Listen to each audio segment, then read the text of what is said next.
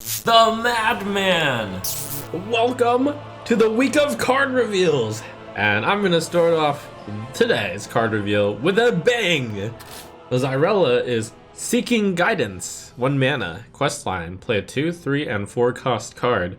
Reward, discover a card from your deck, and this questline follows Xyrella's search for the Void Shard, and then subsequently purifying it. Such flavor. You start with this card in your hand, and you are going to want to play a 2, 3, and 4 cost card.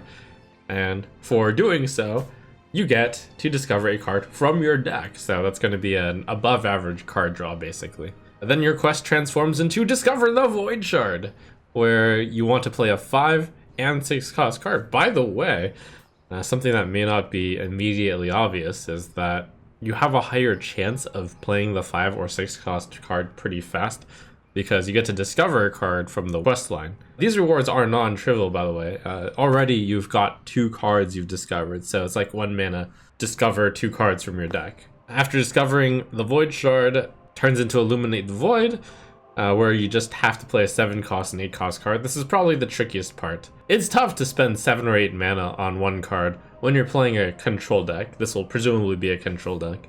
Your reward for playing a 7 and 8 cost card is you get Xyrella Sanctified, which is a nice 5 mana 7/7 taunt, which is just, of course, good. Shuffles the Purified Shard into your deck, and then the Purified Shard, 10 mana, win the game. Destroy the enemy hero. I can totally see just running a Seek Guidance in your deck, and then playing a control deck, and having the inevitability of victory if you survive. Here, just trump trade everything you want, and then just, eventually play Purified Shard and win the game. Win the game is a pretty good win condition, with the notable tough part where after illuminating the void, you have to play a 7 or 8 cost card. They have this brief window of time where they can mutinous your Xyrella. Other priest card revealed, Toll of the Grave, is quite interesting. 1 mana, discover a Death Rattle minion. If you have enough mana to play it, trigger its Death Rattle. And this is a little important because it's a shadow card. It's been a while, so let's bring up Dark Bishop Benedictus to remind us that if you start the game with Benedictus and the spells in your deck are all shadow, you enter shadow form by default. So Call of the Grave looks like it might be one of those. Maybe there's enough Death Rattle synergy out there that you'll want to play more Death Rattle minions. Call of the Grave is notably really good when played at 6 and you discover Burning Blade Acolyte. Then it's a 1 mana, summon a 5/8 with taunt. If you play it on 9 mana and you get Plague Protodrake, you get to summon a 7 cost card for 1 mana. And you also get a Protodrake or a Burning Blade Acolyte.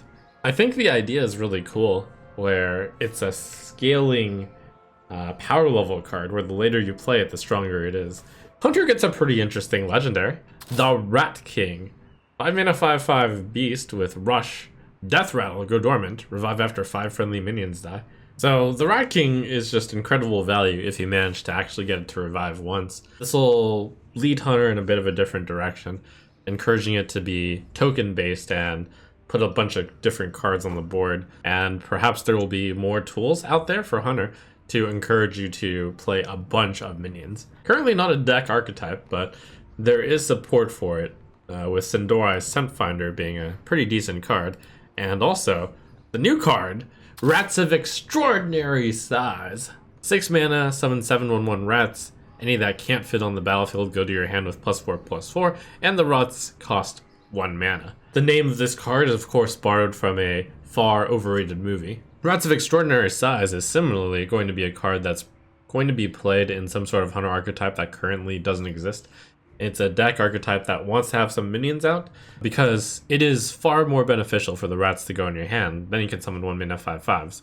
If you just pay 6 mana to summon 7/1/1 rats, that's actually quite bad. Really cool set of rat cards. Looking forward to seeing what the Hunter playstyle is going to look like, but it looks like board flooding type of style of play.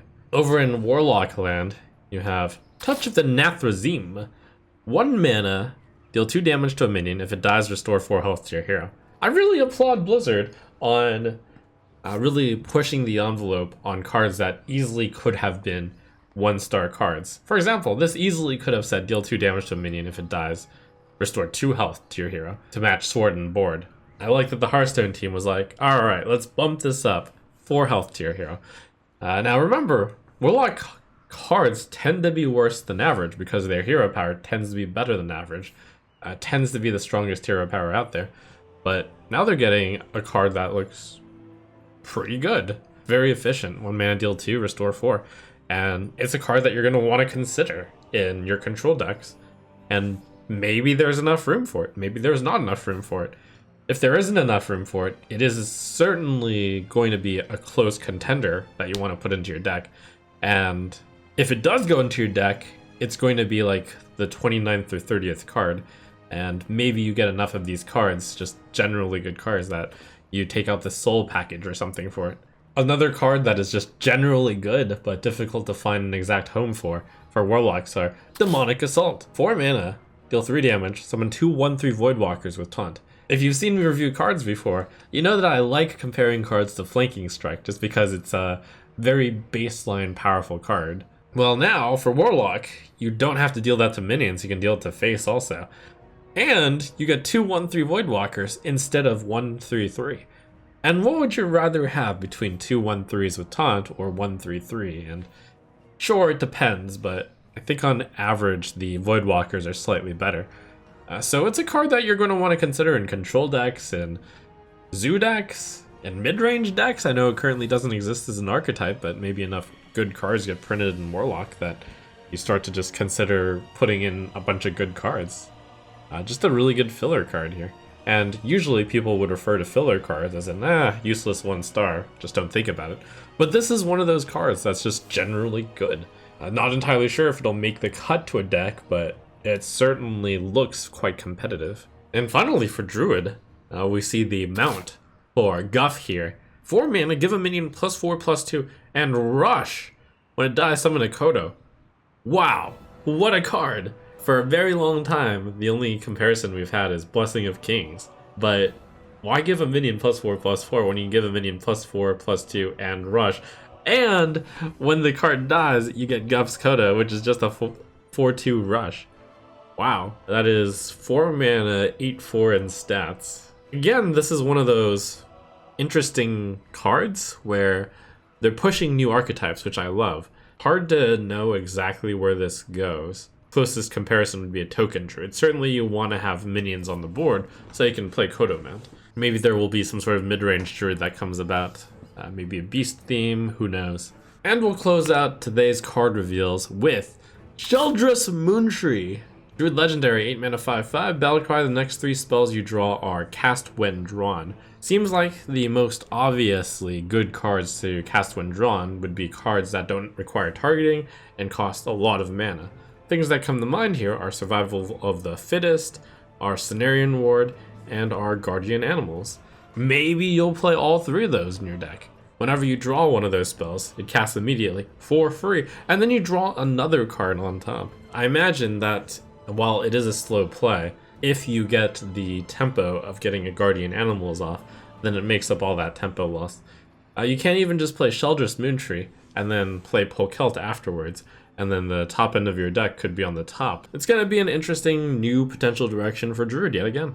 Really cool set of cards. I am certainly a fan of that. The fewer 1-star cards I have to give, the more I like a set.